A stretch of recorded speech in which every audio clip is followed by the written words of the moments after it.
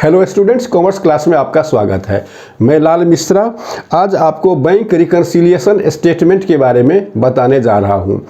अब आइए बताता हूं कि बैंक रिकन्सिलिएशन स्टेटमेंट होता क्या है।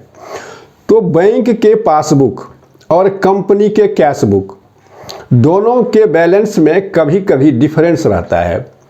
इस डिफरेंस को मिलान करना रिकनसाइल कहलाता है। इसको बोलते हैं बैंक रिकन्सिलिएशन स्टेटमेंट। इस रिकनसाइल के लिए एक स्टेटमेंट बनाया जाता है, कि विवरण बनाया जाता है, जिसमें रीजन दिए होते हैं कि दोनों के डिफरेंस के कारण क्या हैं, कौन कौन से ऐसे आइटम्स हैं या ऐसे ट्रांजैक्शन हैं, ऐसे लेन देन हैं, ऐसे एंट्रीज हैं जिसके कारण दोनों के बैलेंस में अंतर है। इसी अंतर को एक स्टेटमेंट बनाते हैं जिसको बैंक रिकन्सिलिएशन स्टेटमेंट कहते हैं।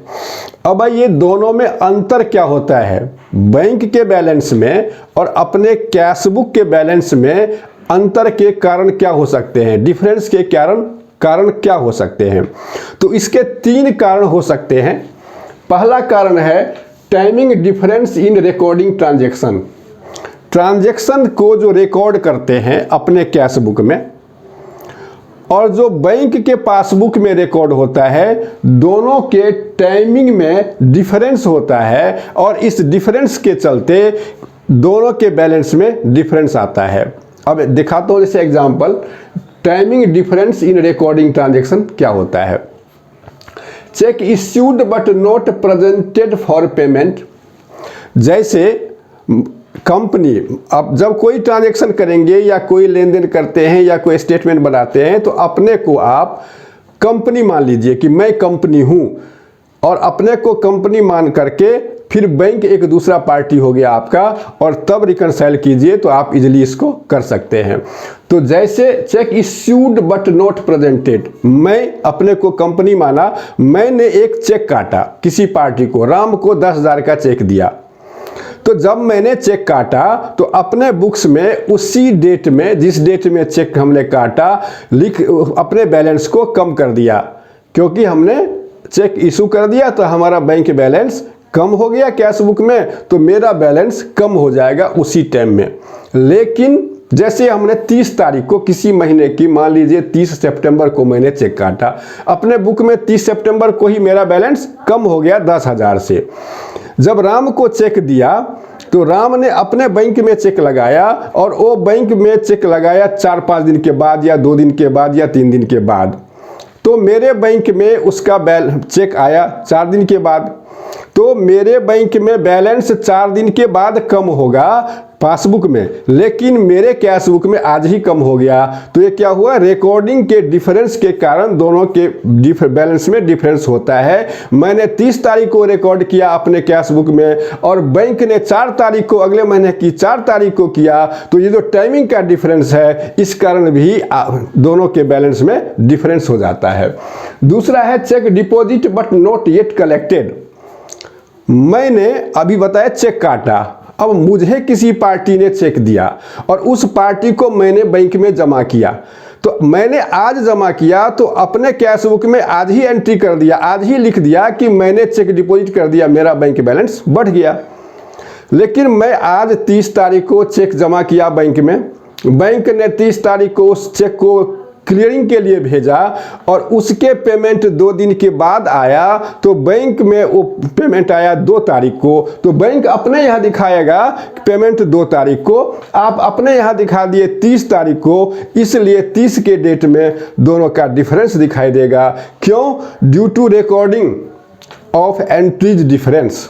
क्या है, हमने 30 को दिखाया, बैंक ने 2 तारीख को दिखाया, इसलिए 30 तारीख को दोनों के बुक में डिफरेंस दिखेगा, दोनों का बैलेंस एक जैसा नहीं होगा। तो पहला रीजन क्या होता है डिफरेंस का, timing difference in recording transaction को रिकॉर्ड करने के टाइमिंग में डिफरेंस होता है। बैंक का टाइमिंग अलग होता है, डेट अलग होता है, और अपने कैश बुक का डेट अलग होता है, इसलिए एक डेट पर दोनों का मिलान नहीं खाता है। अब दूसरा रीजन क्या है, बैंक में डिफरेंस, बैंक बुक और बैंक के पासबुक और अपने कैश बुक में डिफरेंस का दूसरा रीजन है transaction recorded by bank but known to customer. recorded by bank but not known to customer. Transaction recorded by bank but not known to customer. Bank ने कोई transaction हमारे account में दिखा दिया लेकिन हमें उसका पता नहीं है, इस रीजन से भी डिफरेंस होता है। तो ऐसे कौन से ट्रांजैक्शन हैं जो बैंक अपने बुक में दिखा दिया, अपने यहाँ दिखा दिया, मेरे अकाउंट को डेबिट कर दिया या क्रेडिट कर दिया, लेकिन मुझे पता नहीं है। तो जब मैं अपना पासबुक वहाँ से बैंक का मेरे पास आएगा अपडेट होके या बैंक का स्टेटमेंट आएगा, तब हमें पता लगेगा कि बैंक ऐसे कौन से एंट्रीज हैं, ऐसे कौन से ट्रांजैक्शन हैं जो बैंक ने दिखा रखा है, मैंने नहीं दिखा रखा है। तो इसी रीजन से डिफरेंस हो जाएगा हमारे कैश बुक में और बैंक के पासबुक में। तो ऐसा कौन सा ट्रांजैक्शन है, ये देखिए, direct debits made by bank on behalf of customer. हमारे बिहाफ में माने मेरे अकाउंट में, मेरे बिहाफ मतलब मेरे अकाउंट में बैंक ने डेबिट कर दिया यानी बैलेंस कम कर दिया। अब क्यों कर दिया मुझे बिना बताए हुए, हमें पता नहीं लगा कि उसने कर दिया। तो होते हैं क्या, बैंक चार्जेज डेबिट करते हैं, आपके इंसिडेंशियल चार्जेज या आपने एनएफटी कराया या ड्राफ्ट बनाया या बहुत सारे सर्विस चार्जेज हैं जो बैंक हमारे अकाउंट में से काट लेता है। जैसे मैंने अगर हमारा ओवरड्राफ्ट है यानी बैंक तो ओवरड्राफ्ट पर इंटरेस्ट चार्ज करता है, उसके पैसे भी वो काट लेता है, इंटरेस्ट हमारे अकाउंट से काट लेता है। तो बैंक हमें डेबिट कर देता है और हमें पता नहीं होता है। तो दोनों में डिफरेंस होगा उस डेट में। हमें कब पता लगेगा, जब मैं पासबुक अपडेट करा के अपने घर लाऊंगा, तब मिलान करूंगा तो देखूंगा बैंक ने इस डेट को तो बैंक चार्ज दिखा रखा है, मेरे में नहीं दिखाया हुआ है, इसलिए डिफरेंस है। बैंक ने इस डेट को इंटरेस्ट हमारे ओवरड्राफ्ट का काट लिया, मेरे में नहीं है, तो हमें दोनों में डिफरेंस होगा। तो क्या रीजन है, बैंक अपने चार्जेज या बैंक अगर ओवरड्राफ्ट पर इंटरेस्ट चार्ज करता है तो वो हमारे अकाउंट को डेबिट कर देता है यानी हमारे पैसे काट लेते हैं। तो बैंक में बैलेंस हमारा कम हो जाता है, मेरे कैश बुक में एंट्री इसका नहीं होता है क्योंकि मुझे पता नहीं होता तब तक, इसलिए दोनों में डिफरेंस होता है। दूसरा कौन सा है, amount directly deposited in bank by customer. कुछ कस्टमर ऐसे होते हैं जैसे उसने हमारे अकाउंट में हमें उससे पैसे लेने होते हैं, वो मेरे यहाँ चेक लेके नहीं आया, मुझे चेक नहीं दिया, उसने पार्टी ने वहीं किसी आउट स्टेशन में या कहीं हमारे अकाउंट में पैसे जमा कर दिए, हमारे अकाउंट में चेक जमा कर दिया। तो बैंक में जब चेक जमा कर दिया या कैश जमा कर दिया तो मेरा बैलेंस बैंक में बढ़ गया, लेकिन मुझे पता नहीं था, इसलिए मेरे कैश बुक में बैलेंस बढ़ा नहीं है। जब मैं वहाँ से अपना पासबुक अपडेट कराऊंगा या बैंक का स्टेटमेंट लेके आऊँगा, उसके बाद दोनों में मिलान करूँगा तो देखूँगा कि एक कस्टमर है जो ए है या बी है या सी है, उसने हमारे अकाउंट में पैसे जमा कर दिए थे, इसलिए बैंक बैलेंस ज़्यादा है, मैंने उसकी एंट्री अपने कैश बुक में नहीं की थी, इसलिए हमारा जो बैलेंस है वो कम है। तो क्या डिफरेंट रीजन हो गया कि check deposited by customer, customer ने हमारे अकाउंट में पैसे चेक जमा करा दिया और वो हमें पता नहीं था, इसलिए भी दोनों में डिफरेंस होता है। तीसरा है interest and dividend collected by bank. Bank हमारे बिहाफ में इंटरेस्ट या डिविडेंड भी कलेक्ट करता है। जैसे मैं किसी कंपनी का शेयर खरीद रखा हूं, उस पर हमें डिविडेंड मिलता है, कहीं इन्वेस्टमेंट कर रखा हूं, उसका मुझे इंटरेस्ट आता है जो सीधे बैंक में जाता है। तो बैंक में सीधे गया तो बैंक बैलेंस बढ़ गया, मुझे पता नहीं था, इसलिए मैंने अपने कैश बुक में तब तक एंट्री नहीं की थी, इसलिए दोनों में डिफरेंस हो जाता है। उसके बाद है direct payment made by bank on behalf of customer. Customer मतलब मैं, मेरे बिहाफ में बैंक ने किसी को पेमेंट कर दिया और मुझे बाद में पता लगा तो बैंक ने पेमेंट कर दिया, बैंक बैलेंस कम हो गया, मैंने अपने कैश बुक में एंट्री नहीं की थी, इसलिए मेरा बैलेंस बढ़ा हुआ है।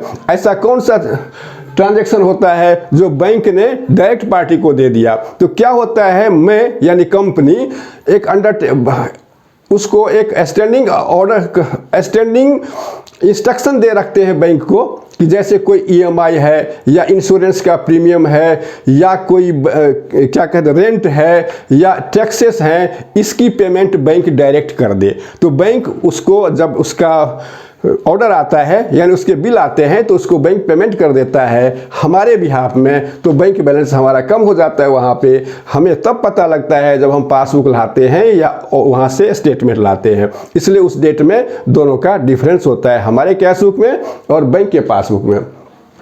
उसका interest credited bye bank but not recorded in cash book. Bank ने कोई इंटरेस्ट हमें दे दिया, हमें बाद में पता लगा, जैसे हमने बैंक में कोई एफडी जमा कर रखी है, उसका मंथली इंटरेस्ट आता है, तो मंथली इंटरेस्ट आता है या क्वार्टरली इंटरेस्ट आता है, तो उस डेट पर इंटरेस्ट क्रेडिट कर देता है, हमारे बैंक में दिखा देता है इंटरेस्ट आ गया। हमारा डिपॉजिट है, उस पर इंटरेस्ट मिलता है, तो उसने इंटरेस्ट दिखा दिया, तो बैंक ने इंटरेस्ट दिखा दिया, बैंक बैलेंस बढ़ गया। मैंने अपने कैश बुक में उसकी रिकॉर्ड नहीं कर रखी है, इसलिए मेरा बैलेंस कम है। तो एक ये भी रीजन होता है डिफरेंस होने का पासबुक में और कैश बुक में। उसके बाद है check deposited bill discounted dishonoured. हमने चेक डिपॉजिट कर रखा बैंक में, मान लो 30 तारीख को हमने एक चेक जमा किया 10,000 का चेक जमा कर दिया, और मैंने अपने अकाउंट में दिखा दिया 10,000 का चेक जमा कर दिया, लेकिन वो चेक बाउंस हो गया। जो चेक जमा हुआ था वो पार्टी ने उसके का बैंक से वो वापिस आ गया चेक, चेक डिजोनर हो गया, तो बैंक बैलेंस उसमें नहीं बढ़ेगा। हमारे जो बैंक अकाउंट में है वो डिजोनर है, तो बैलेंस उतना ही रहेगा। तो दोनों में डिफरेंस का रीजन ये भी हो सकता है। बिल डिस्काउंटेड डिजॉनर्ड, हम बिल डिस्काउंट कराते हैं बैंक से, जैसे हम कोई बिल डिस्काउंट करा के उसके पैसे ले लिए अपने अकाउंट में, उस पैसे को ले लिया तो हमारा अकाउंट बैलेंस बढ़ गया। लेकिन हुआ क्या, जब वो बिल पार्टी के पास गया तो उसने उसके पैसे देने से मना कर दिए, वो डिजॉनर हो गया बिल, तो बैंक क्या करेगा, हमें जो पैसे दिए थे वो पैसे हमसे डिडक्ट कर लेगा, हमारे अकाउंट से डेबिट कर देगा, तो बैंक बैलेंस कम हो जाएगा, लेकिन मेरे अकाउंट में बैलेंस उतना ही है, क्योंकि मुझे पता नहीं था वो डिजोनर हो गया। तो ये रीजन भी दोनों में डिफरेंस का हो सकता है।